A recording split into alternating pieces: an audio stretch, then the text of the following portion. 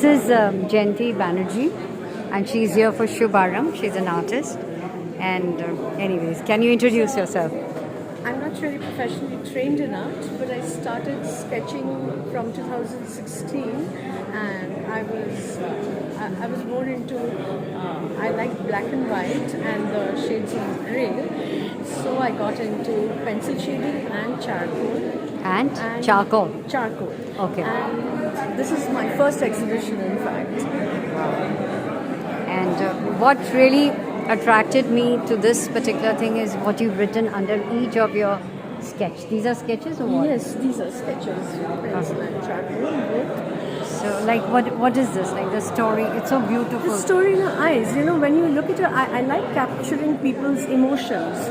So, different eyes, they speak different stories. So there is a story in her eyes, and you and I, as individuals, maybe will read differently her eyes. Yeah. But then it is for you to interpret the story. Okay, that's Jayanti Banerjee telling me about the story in the eyes here. Again? This is more about a woman who has risen from the ashes, you could say. There's been a lot in her life that she has had to endure, but then she's here to find her place in the sun. She is definitely not a sunflower, not someone who's very afraid. She's a strong woman, and hence she's the metal of the sun. Wow. Timeless grace, as you've This written. is a portrait of Suchitra Sen. Oh, a yes. very famous actress in Yeah. Bengal. Yeah. And so she is a timeless grace. Yeah. Very well known for her beauty. Yeah. So I smile because she writes. You wrote? Yes. One of my friends, actually, she helped me Yeah. to put this up.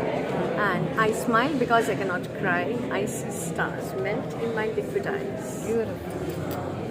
Again, I like the caption, hues of hope. So what is that in the eyes? So that's again, this is a very young girl who looks forward to life, and there are dreams in her eyes. Okay. So that's what hues of hope. Hope in different colors. Yeah. This is Ma Durga, I'm a Bengali, and so we celebrate Durga Puja, and we wait the whole year round for Ma to come home. And yes, we just want to see her, right? We want to take her in. So she resides in us, she resides in our eyes. So you've written infinite? The sculptor, Yeah. infinite in the finite. So the sculptor paints on the clay the immortal third eye. Yeah. Then she sees the light in your mortal feminine eyes. Wow. Durga, Dhaki. like the sound of the dhak, it reverberates during the Durga Puja, and that is the sound we like to hear. And I've just portrayed Ma Durga without her 10 hands, just as a mortal woman would. But she's untouched by the glamour and the pomp and grandeur of Durga Puja, and only the whispers of the drums, they speak to her of her childhood and the simplest rites of devotion. Wow. This is dreams revealed. There are dreams in everybody's eyes, so she's the bioscope girl. She's a? Bioscope girl of the life that was in a rough spin. Her veil frames fire, ice, and stories, and in her eyes, dreams begin. So bioscope means? So what we used to see as a bioscope in our childhood, that's why we've written bioscope eyes. That's Wow. And this is actually, I've recreated an Afghan young boy from Nuristan province. Which province? Nuristan. Okay. So the famous photographer Steve McCurry of the Afghan Girl frame, he has actually photographed the Afghan boy. So that was a color photograph, but I have recreated it in black and white. And you've called it? I've named it The Child is the Father of Man, and I've shared this photo with him and he's appreciated it. Wow. lovely going through this along with your commentary. Thank you so much. Great. So So, the video you have taken, dreams in our eyes, we all do in our childhood. We dream of many things. So it is about the hues of hope, basically. so well, this is Jayanti Banerjee who was just explaining to me her artwork. And she says that it's written here, art is always a revelation. She seeks, expresses and lives through her art. When the process of creating an artwork is a wondrous experience, rather than just a technical process, it becomes both art of art's sake as well as art for life's sake. Art is Jayanti's epiphany. As an artist, she observes and explores and she interprets that inner vision and intuition that must line an easel and drench the brush.